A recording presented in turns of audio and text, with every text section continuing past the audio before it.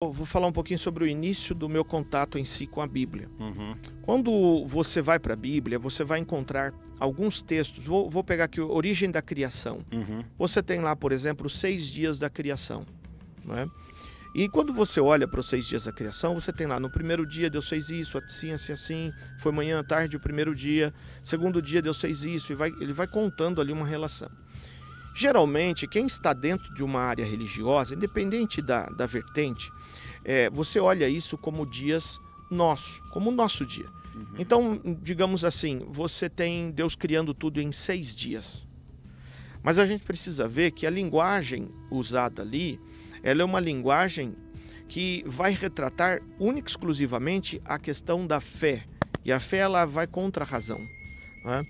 Então você fala, não, Deus criou em 6 dias.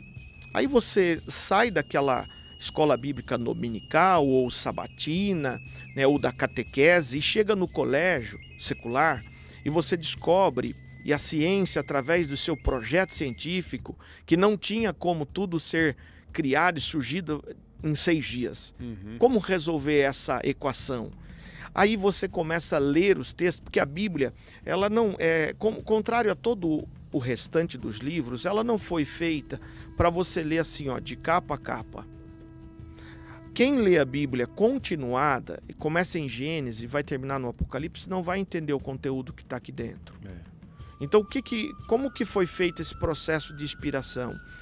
Os escritores da Bíblia, né, para ser bem preciso, cerca de 39 escritores ao longo de 1.400 anos, eles escreveram o texto fracionado. Então tem história que você começa em Gênesis, mas para você compreender aquela história, você tem que ir para demais livros, porque a continuidade não está ali, né? E quando você vai ver os dias de Deus, eles são comparados pelo apóstolo Pedro, já nas cartas gerais, como um dia para Deus, como 1000 anos. Agora veja, é uma comparação. Ele não está definido que seja 1000 anos. É uma comparação de tempo e espaço entre o tempo do homem, do grego Cronos, e o tempo de Deus, Kairos, né? Do grego Kairos. Então veja, o tempo de Deus é um, porque Deus está para a eternidade, ele se move na eternidade e é a eternidade, enquanto nós estamos na linha do tempo, na linha temporal. Nós estamos presos ao tempo. Então, mostra quão gritante é o tempo de Deus e a linguagem que foi usada, né? Deus criou o primeiro dia, são dias de Deus. Então, veja, o detalhe interessante é que no 4º dia da criação vai ser criado os luminares maiores e menores, o Sol, a Lua, as estrelas, justamente para determinar as estações, os meses e para a contagem dos anos. Então, dia, semana, mês, ano, só vai ser contado a partir do 4º. Então, do 1º ao 3º dia, pode ter durado centenas, se não bilhões de anos. E isso não invalida o poder de Deus. Okay? Porque se você começar a construir, né, como você falou do canal, né, o novo canal, Alegria de Viver, você começa a construir um canal e você, para chegar a ele ser um canal, né, ali que tenha um resultado que se espera de público, vai demorar um tempo. Sim. E isso não invalida que quem começou o canal é o dono do canal, é o responsável, é o criador daquele pensamento, daquele ideal do canal, ok? Então, se Deus demorou 6 dias, ou se demorou centenas de bilhões de anos, para mim não invalida o poder de quem criou. E as etapas que foram criadas corroboram, quando a gente vai à luz da ciência, a maneira como começa a vida e como ela vai passando pelos seus processos até chegar ao que a gente conhece hoje. Eu diria que para quem não tem familiaridade, seria interessante você pegar o assunto que você tem paixão. Né? Se é esse caso que nós vamos falar hoje, por exemplo, comece por ali. Eu sou espiritualista e eu gosto de, por exemplo, viagem astral. Sim. Quer saber como eu aprendi a fazer a minha projeção astral e ainda me lembrar das experiências que tive fora do corpo? Tudo isso de forma simples, segura e descomplicada. Veja o link que deixei na descrição do vídeo. Ok? Então comece onde vai retratar esse assunto. Né? Se eu tenho uma tendência, eu gosto muito de música, musicalidade, vá para os Salmos. Que você vai encontrar ali coisas extraordinárias. Então, eu acredito que preenchendo primeiro as incógnitas pessoais, seus porquês. Entendi. E aí você vai... Se eu tenho dificuldade de entender o processo de salvação, redenção, perdão dos meus erros, comece pelos evangelhos. Então nós temos vários lugares por onde deva se começar. Agora, a leitura que deve ser feita bíblica é uma leitura chamada, dentro da área teológica, de leitura hermenêutica. O que quer dizer isso? Quando você pega uma Bíblia, qualquer uma Bíblia que você pegue, eu vou pegar especificamente, como você falou da sua origem, eu vou pegar uma Bíblia católica e poderia até falar sobre a diferença entre uma Bíblia considerada protestante ou evangélica, claro, e uma Bíblia católica. Mas quando você pega uma Bíblia e você vai ler um texto qualquer, especificamente acabei abrindo bem no texto que eu queria ler, mas se você pega um texto qualquer, você tem, como você disse, o nome do livro, você tem capítulos e versículos. E você vai perceber que em cima de cada versículo você vai encontrar uma pontuação, um A, um número, não é? E quando você vai para o rodapé disso, você encontra as conexões que já foram feitas para outros textos. Isso é um ponto que deve ser observado. Como, por exemplo, vou te falar de uma história, talvez você já tenha escutado, e eu sei que é um salmo muito conhecido, que é o Salmo 23. Salmo 23, verso 1. O Senhor é meu pastor, nada me faltará. Quando você pega esse texto, eles são 6 versículos. E você lê todo o texto, ele vai falar, guia-me por águas tranquilas, refrigera minha alma. Né?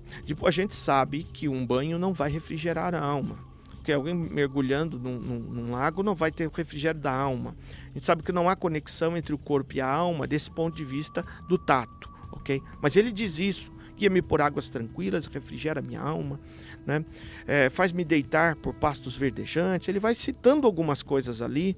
E lá no final ele diz assim, preparas uma mesa perante mim na presença dos seus inimigos, dos meus inimigos, e unge a minha cabeça com óleo, o meu cálice transborda. Né? O que Davi, quando escreveu, estava querendo dizer? O que ele contou? Então, como você deve ler? Você lê o Salmo do 1 ao versículo 4, interrompe, vai para o Salmo 69, olha que distância que está de um para o outro. Lê todo o Salmo 69 e volta para ler os 2 últimos. Por quê? Porque esses 2 salmos estão conectados.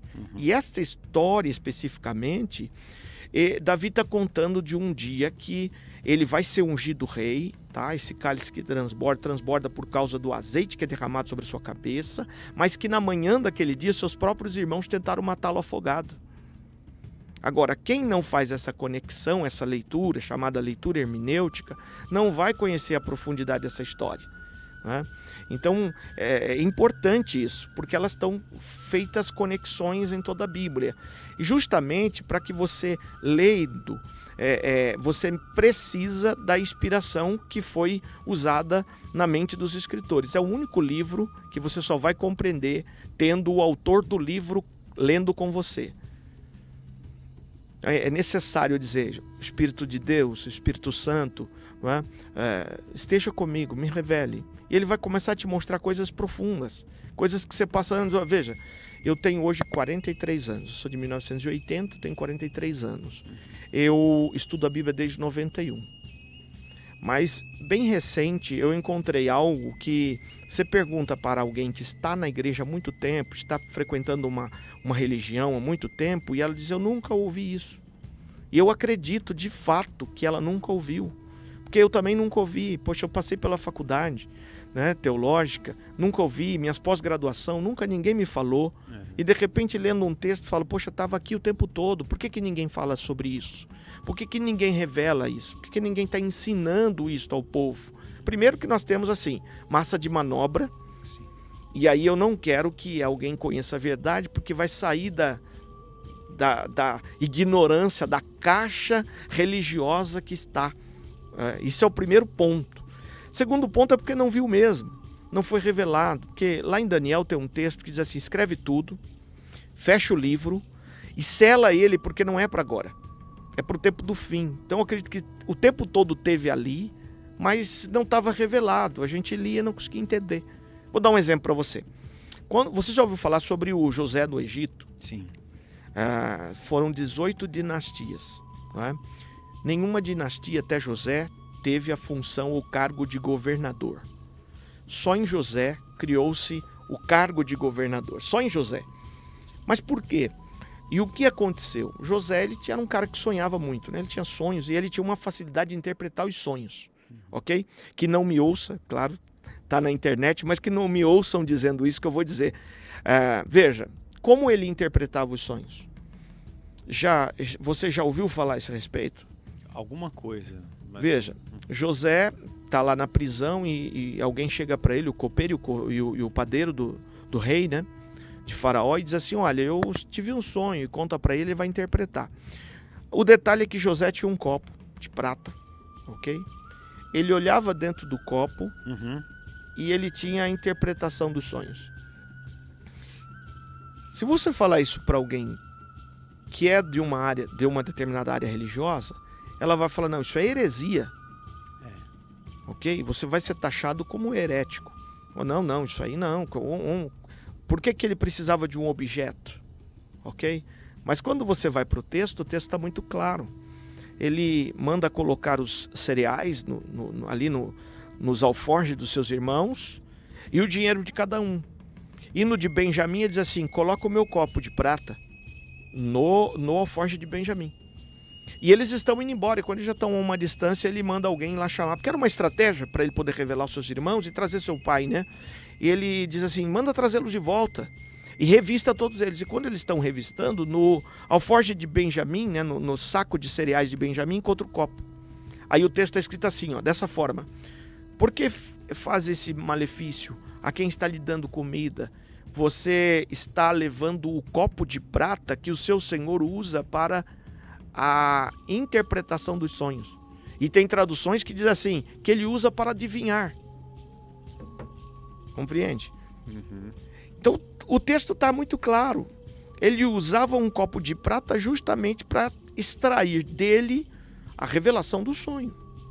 Compreende? Mas assim, por que eu estou lhe dizendo isso? Porque se a gente tiver com o olhar focado só da religião, você vai falar: não, isso aqui não pode, aquilo lá não pode, porque tudo aquilo que a humanidade tem pouco conhecimento, é muito mais fácil você demonializar, né? Você dizer: não, isso aqui é das trevas, isso aqui é oculto, e tal, mas porque falta o conhecimento. Aqui nesse programa tudo é oculto. Seria tudo do demônio. Tudo do demônio. Esse cenário inteiro é demoníaco.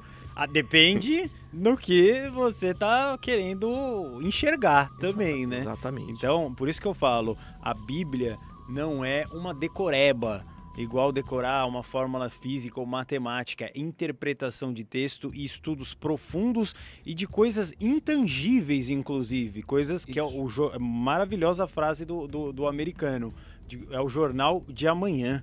Isso. E pode ser o jornal do futuro, o jornal de ontem, o jornal de hoje, o jornal de amanhã. Ela é um livro sagrado, um livro diferenciado de todos os outros, o livro dos livros. Então temos que beber de várias fontes para entender o que está sendo falado nesse livro. Exatamente. Sem o olhar religioso, que aí ele vai enrijecer essa beleza toda dessas palavras.